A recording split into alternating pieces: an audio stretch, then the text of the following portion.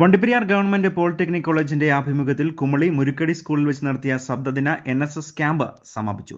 സമാപന സമ്മേളനം കുമളി ഗ്രാമപഞ്ചായത്ത് പ്രസിഡന്റ് രജനി ബിജു ഉദ്ഘാടനം ചെയ്തു.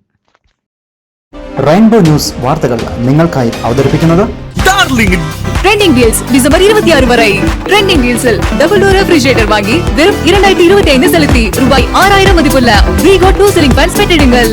நிபந்தனைகளுக்கு உட்பட்டது. ട്രെൻഡിംഗ് ഡീൽസ് ഡിസംബർ 26 വരെ.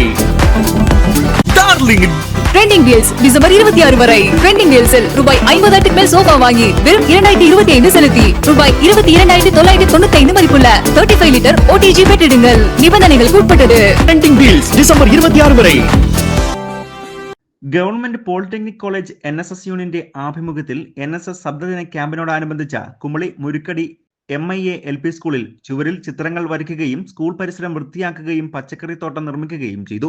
ഇതിന്റെ ഭാഗമായി നടന്ന സമാപന സമ്മേളനം കുമളി ഗ്രാമപഞ്ചായത്ത് പ്രസിഡന്റ് രജനി ബിജു ഉദ്ഘാടനം ചെയ്തു. പ്രിൻസിപ്പൽ ഇൻചാർജ് ഹൈബ ഫാത്തിമ ഇബ്രാഹിം അധ്യക്ഷത വഹിച്ചു.